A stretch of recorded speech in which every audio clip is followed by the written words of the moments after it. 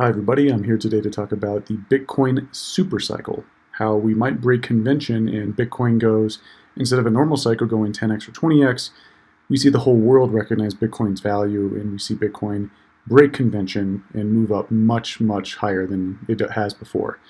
Apologies for the bad audio and video quality. I am with family and this is, we're up at our cabin here, so we've got the antlers and it's a very rustic sort of cabin, and I didn't bring my nicer camera. So thank you for sticking with me, and let's go ahead and start. All right, so I wrote this up in my newsletter. The Held newsletter is released every Thursday, and on Thursdays you'll receive it first. Now I do publish it on Twitter, and you're watching this on YouTube. That does come later, but the text version is available here.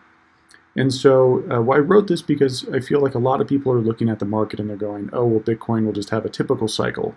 I think there's a ton of different reasons why that won't be the case.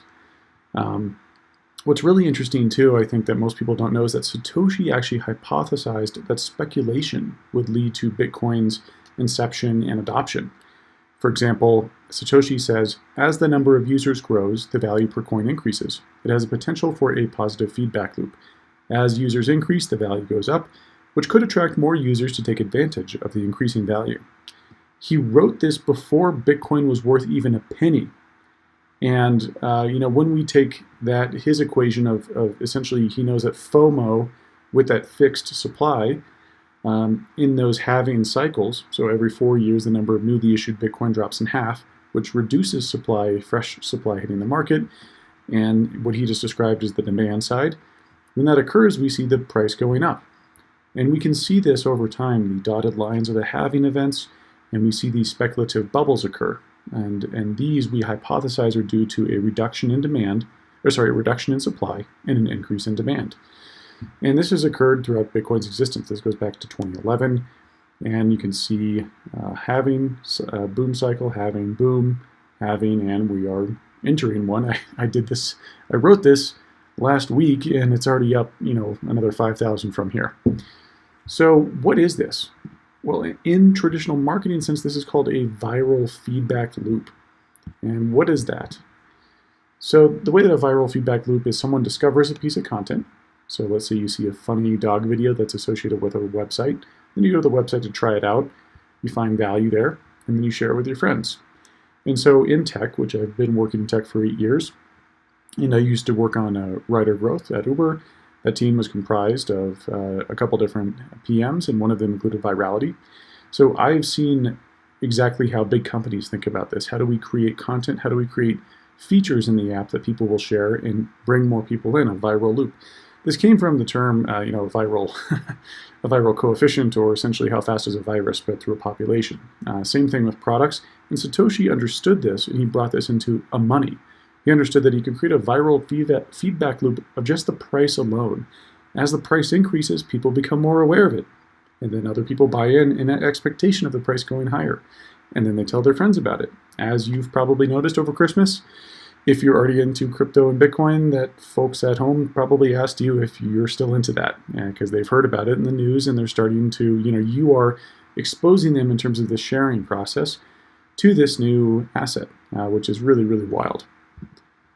And so what's really unique about this cycle, though, other than all the other cycles, and I've been around for 8 years, I've been through the early 13, late 13, and 2017 bust and bull runs.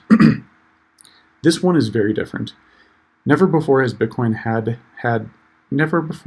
had such strong fundamentals against a macro backdrop, and which highlights exactly why it's needed. And the narrative is singular. The ability for people to buy Bitcoin has never been easier. Okay, let's start with macro backdrop. A lot of folks don't remember that Bitcoin was planted in the middle of the 2008 financial crisis. It was born, Satoshi planted Bitcoin to solve this problem of trust with governments and money and banks. But from 2008 to 2020, there really wasn't any financial crisis. There was no recession. There might have been little pockets here and there across the world, but not the whole world, until COVID came. And when COVID came, the markets were totally roiled.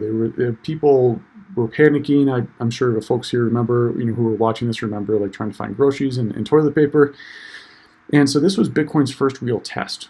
Well, there is no backstop to Bitcoin. The base value of Bitcoin is the aggregate shared belief of all the hodlers to go buy it. Will it go to zero when the world is on fire? And it didn't. Even though it had a nail-biting plunge, it survived, and this was incredible. Now, for folks who want a deeper dive on Bitcoin's origin story, if you go to my website, danheld.com, and go to my blog, you can find the Planting Bitcoin series. The series is the origin story of Bitcoin. Planting Bitcoin season really goes in depth as to like when Satoshi planted Bitcoin. So it's kind of a cool way to see why Bitcoin matters, why was it created, and when was it planted. And so when we look at how Bitcoin survived, Bitcoin not only survived, and by the way, March 12th was a liquidity crisis, but gold, the quintessential store of value for 4,000 years, also dipped. So it's not fair when people look at Bitcoin and go, oh, look, it dipped March 12th. Well, so did gold. It was a liquidity crunch where folks were trying to sell off traders were trying to sell off different assets to meet margin calls as the system delevered. Bitcoin not only survived it, but it soared, and now it's at around $26,000 to $28,000, depends on the day. And when Bitcoin started to recover, governments across the world engaged in unprecedented money printing, or in other words, stimulus. In all recorded financial history, we have never seen anything like this before. There's a really cool report called A Journey into the Unknown Long-Term Asset Management Study by Jim Reed from Deutsche Bank, where he goes back and looks at 800 years of recorded financial history. Never before have we seen debt-to-GDP ratios like this. Never before have we seen inflation this high. It is truly unprecedented.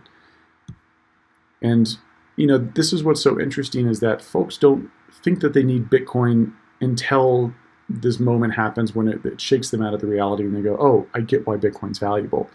Just like getting an earthquake insurance. Most people don't think about getting earthquake insurance until an earthquake hits.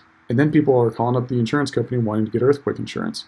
And Bitcoin is exactly like that. It's insurance against money and devaluing of money by governments and the lack of trust with banks. It was special purpose built to where you don't have to trust the government or bank. And these moments don't come around very often. So COVID brought Bitcoin's focus in value and made it really obvious for the world. And because of that, a new participant entered, the institutions. So if the people watching this, if you've seen, if you were around since late 2017, you probably heard the institutional herd is coming. It wasn't wrong, it was just early. Institutions post-COVID were searching for a safe store of value. You've got $18 trillion of negatively yielding sovereign debt. And Bitcoin offers such a greater value than gold as a store of value, and much higher potential upside. These institutions manage over $100 trillion. And what's nuts is that over the last 4 months, these are the institutions that have recognized Bitcoin as Gold 2.0, like Fidelity, JP Morgan, Deutsche Bank, Citibank, BlackRock. These are huge. These are the most legendary firms in the world. You've got Guggenheim that says Bitcoin should be around $400,000. The CIO of Guggenheim, an older guy coming up there, which is wild because guys like me, who recognized Bitcoin as Gold 2.0 8 years ago, we didn't think we thought this might happen, but a decade from now. In Mass Mutual, a 150-year-old insurance company. I mean, these insurance companies don't speculate. They have a huge portfolio and they're looking to reduce their risk and maximize their return. And they evaluated Bitcoin very objectively. To give some indication of how much money has been printed, here's the percent change from the prior year of the money supply in the US. Huge. And these are recessions. So here's the recessions, here's previous recessions. This is how massive this change is. This goes back to like the 1970s. And then here's all recorded data from the Fed, which I think is on the same chart here. It's just this one shows the percentage change and this shows the total value. You can see how massive this is. From $15 trillion as M2 money supply to over $19 trillion. So the US alone printing almost $5 trillion, and that's just in the M2 stock. That doesn't include a bunch of other things that they're going to be doing. So pretty wild. Now, and again, for the people who've been here since 2017, you've probably heard of many other competing narratives like ICOs and Ethereum being a DApp platform. Bitcoin's narrative of Gold 2.0 is fighting both that and Bitcoin Cash. And Bitcoin Cash was the cheap PayPal narrative for Bitcoin, was sort of a civil war with the Bitcoin Cash community being the Confederates. In both the dApp platform and cheap PayPal narrative failed to find traction and faded away, but they were a significant headwind that Bitcoin faced in 2017. There were so many other competing narratives. Right now, Gold 2.0 is the only narrative. It is the singular focus for the space, which is pretty huge for Bitcoin, because you have all of the narratives and all the aggregate narrative building of institutions and retail behind Gold 2.0. And Bitcoin didn't have that at all in 2017 and still hit 20,000. If for the folks who want to dive more deeply into crypto narratives, one of my posts on the Held newsletter is the rise and fall of crypto narratives, where I go into how these narratives have ebbed and flowed. I've been around 8 years. I've seen 10,000 cryptos come and go. There's been a lot of narratives that have come and gone. And narratives are like dApp platform, DeFi, etc. So I encourage you to go read this, research it, really understand how unique it is that Gold 2.0 is this massive rallying cry. And then finally, Bitcoin's ease of use is phenomenally easier to use than 2013 and 2017. I used to have to wire money from Dwolla to Mt. Gox, and that took like a week. And then I had to go enter an order book, like an order in the order book. Coinbase was a huge success here, making it easy, where they abstracted that away and you just said, I want to buy or sell crypto. But now we've got huge companies like PayPal. PayPal has 346 million customers, and that's huge. And then you've got like Cash App and SoFi. Those are two big companies as well, and they offer buying Bitcoin in Robinhood. What's going to happen in 2021, 2022, when everywhere you can buy Bitcoin, every bank, every brokerage, all that pent-up purchasing and demand for Bitcoin flows into the market. So you've got the institutions and retail who are going to flow trillions of dollars into Bitcoin over the next couple of years. And that's why I think this is a super cycle. What happens when ownership of Bitcoin moves from 0.01% of the world to 1%, 100x increase? Price will move much more than that. What happens when $100 trillion from institutions comes in to preserve wealth?